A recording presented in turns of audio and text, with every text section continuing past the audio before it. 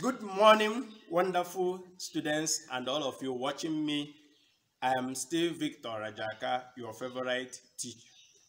I am your history teacher for today. And today, I am going to take you on the topic centralized states.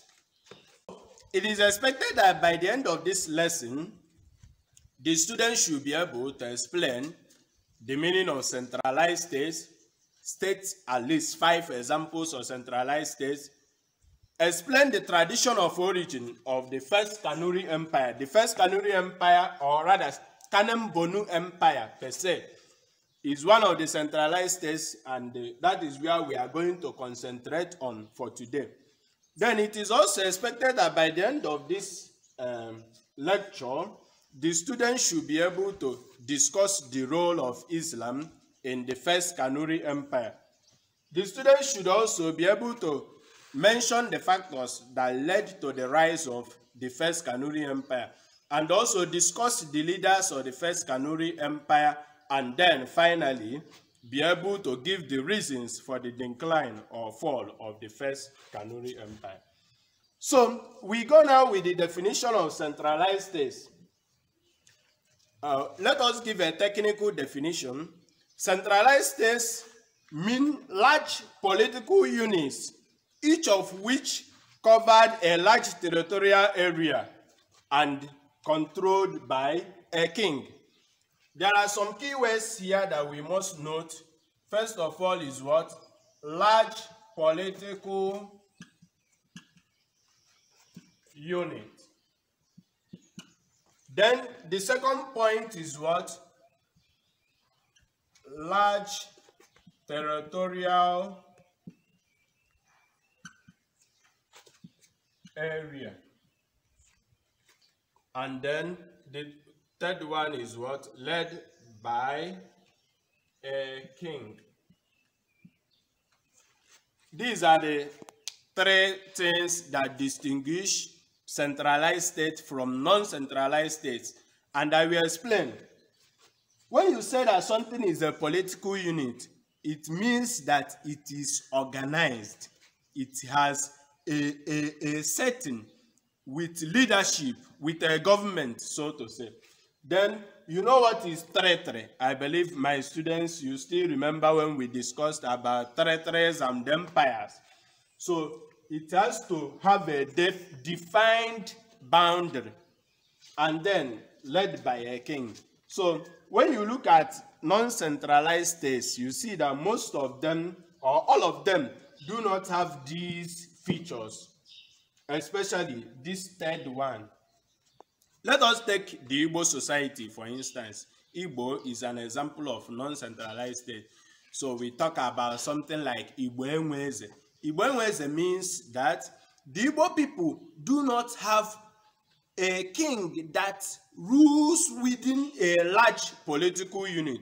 Not that we cannot find kings in small settings, but you cannot come to Igbo land and find something like what you have in Hausa land, for instance, the Emir of Kano, or Sultan of Sokoto, or Emir of Zaria, and so on and so forth. So that is actually the difference, and that takes us to the examples of centralized states. So number one, we can talk about Kanem Bornu Empire, which we know very well. Then the 7 legitimate and the 7 illegitimate sons of Bawo, you know, they are called Hausa, Bakwai, and Hausa Banza. All of them are what? Political units that can be regarded as centralized states. For instance, we have Kano, Katsina, Rano, Gobi, we have Jukun, Kebbi, and so on and so forth. There are still other centralized states like Egala, Nupe, Ebira, and so on. So, for the sake of the objective of this lesson, I will write out 5 examples of centralized states, and I expect that you write them down. Zaria is also called Zazu. Zazu. Look at the spelling.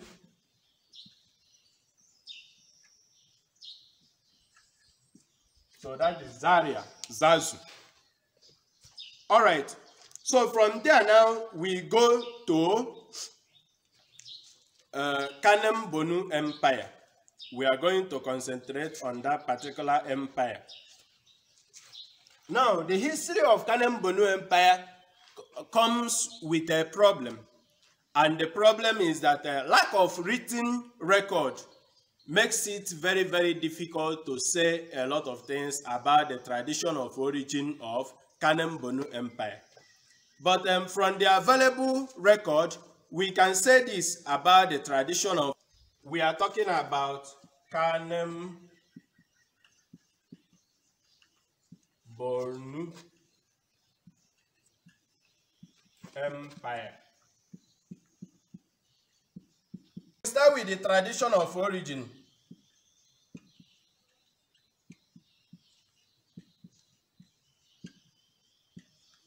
And I've already said it's very difficult to say much about this. But what we can say is that in the 8th century, a people called the Zahawa people, look at the spelling of Zahawa.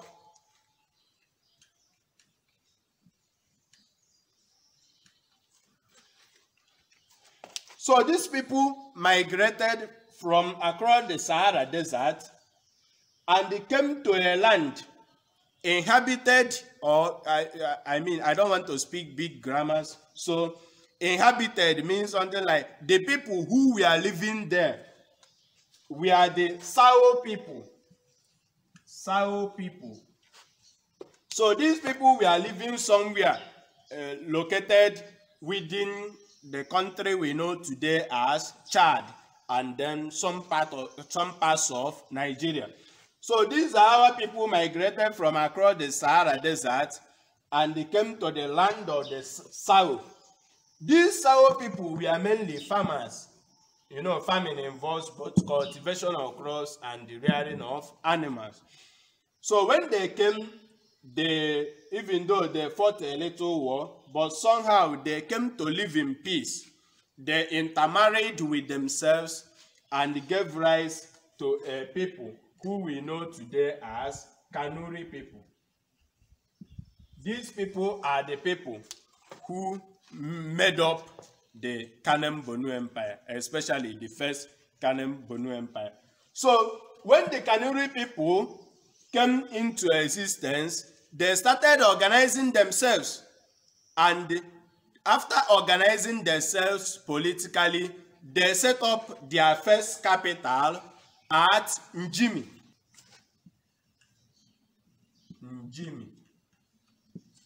So they set up their first capital at Njimi.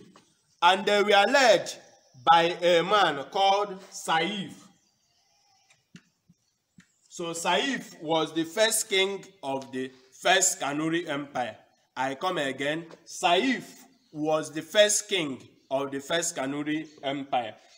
Then after the leadership of Saif, his children or his dynasty continued to rule the Kanuri Empire. And they are today known as the Saifawa dynasty. That is, you just add A-W-A to the Saif. That gives you Saifawa dynasty. And they took the title of Mai.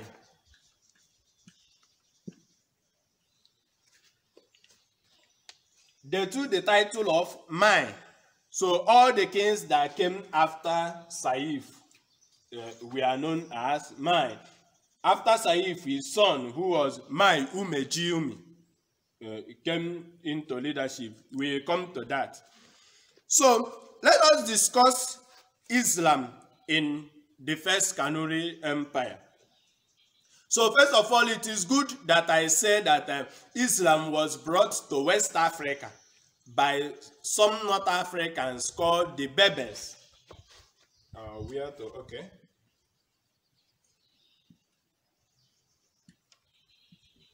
The Berbers were the people that brought Islam first to West Africa, and they came from North Africa. So when Islam came into West Africa, it started spreading to some of the empires and some of the kings started adopting it into their empires. So it was Mai Umejimi, the son of Saif, was the first king to accept Islam and convert to Islam in the First Kanuri Empire. So history has it that this Mai Umejimi died on his way to Mecca. He died in Egypt while on pilgrimage to Mecca to show how devout a Muslim he was. So when he died, his son, known as Mai Dunamawan, took over the mantle of leadership. So from there we look at the First Kanuri Empire, factors that led to the rise of the First Kanuri Empire. Number one, we talk about the strategic position of the empire. What I'm trying to explain are factors that made Kanem Bornu Empire to become a very, very powerful empire as we know it in history. So the first point is what? Strategic position.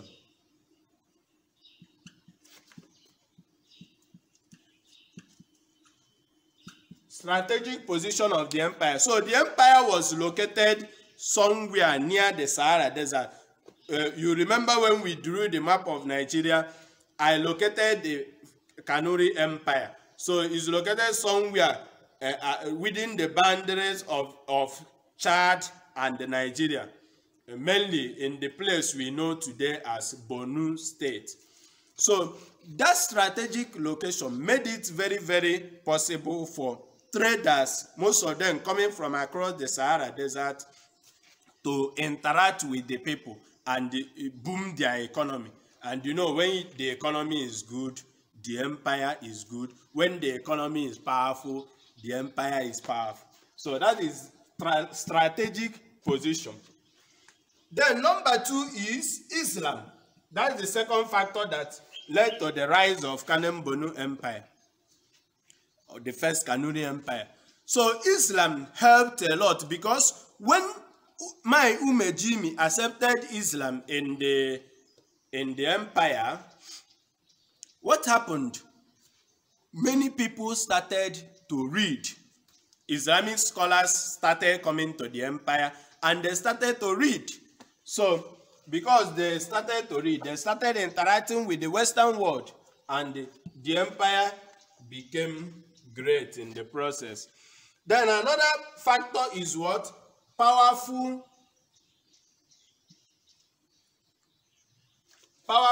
or effective what? Leadership.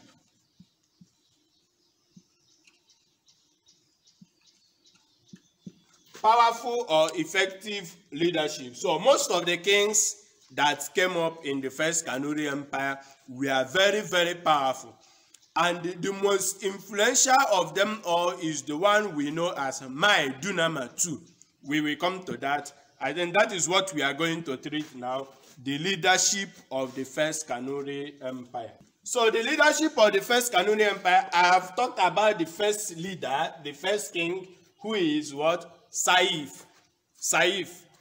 And after Saif, I said his son took the title of Mai, just like other ones, and his name is what? Mai Umejimi.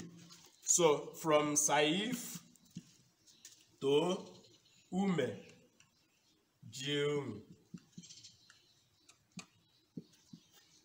So the only thing we know about Mai Umejimi is what I have said already, that he was the first king to accept Islam in Kanem Bornu Empire. Then after the death of Mai Umejimi, we have had another king who is known as Mai Dunamawan. Mai Dunamawan.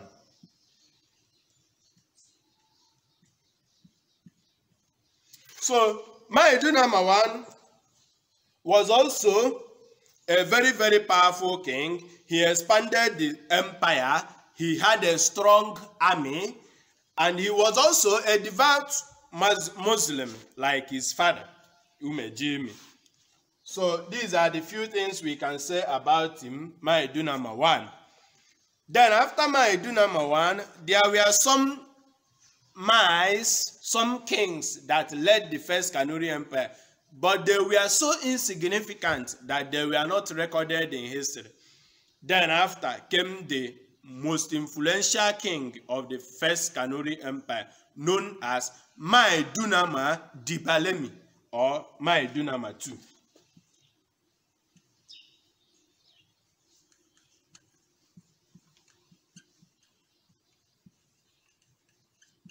So Maedu number Dibalemi or Dunama 2. So Dunama 2, I said, was the most influential king of the First Kanuri Empire, and he had a lot of achievements. Number 1 is that he conquered large areas to the empire. He conquered large areas to the empire.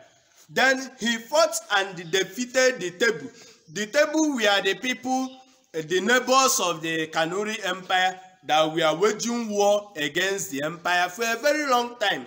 So Dunama 2 fought them for 7 years and expelled them from the Kanuri land. And it was recorded as a very important achievement for him.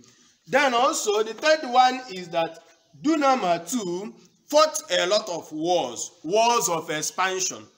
I told you how these empires worked in those days, that every king wants to be powerful, wants to increase his territory, expand his territory, and force people around him to be paying taxes and tributes to him to boost the economy.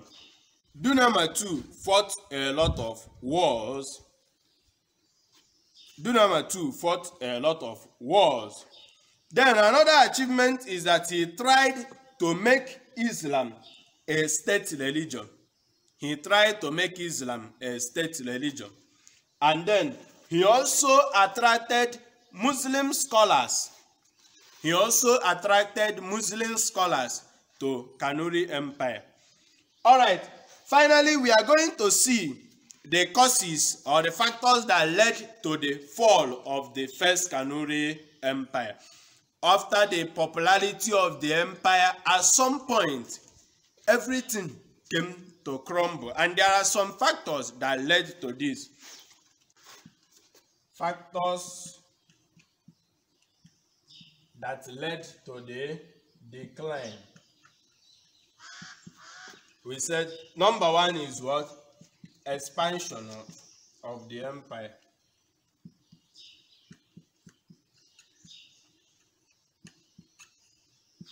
So when the empire started to expand, it came to a point that it became very difficult for the kings to control.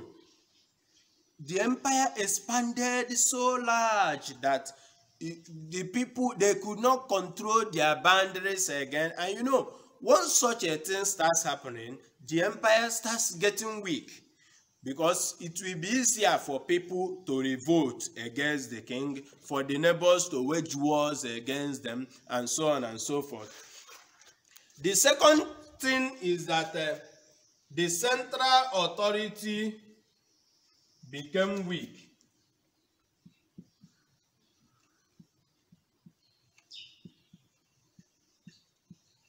Yes, the central authority became weak. After the leadership of Maedu number 2, most kings that came after him were so weak that revolts started rising in the empire, and the empire started collapsing. Another point is that the citizens, some of the citizens refused to accept Islam.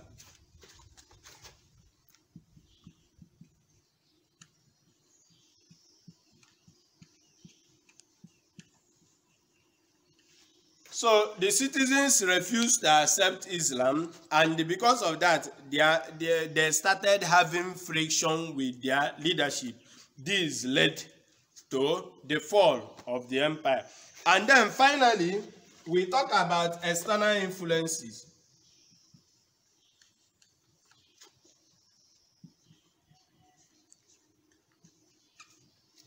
So external influences, the neighbors of the empire started waging wars against the empire when they saw some of the loopholes that we have mentioned already, some of the weaknesses of the empire. They started waging war. For instance, the Tebu people we have mentioned, also the Bulala people. All of these people waged wars against the empire, and they finally collapsed the First Kanuri Empire. So when the First Kanuri Empire collapsed, it was during the reign of Mai Umar ibn Idris. It was during the reign of this king that the empire finally collapsed, and they were chased away from their location at the time. They went to another place and formed what we know today in history as the Second Kanem Bornu Empire, and that is what we are going to see in the next class. I believe that the objectives of this lesson were met. So you students, I expect you to be able to mention these things and discuss them accordingly. Remember, when you are at home, stay safe, stay strong. Soon everything is going to be over and we shall be back. Thank you.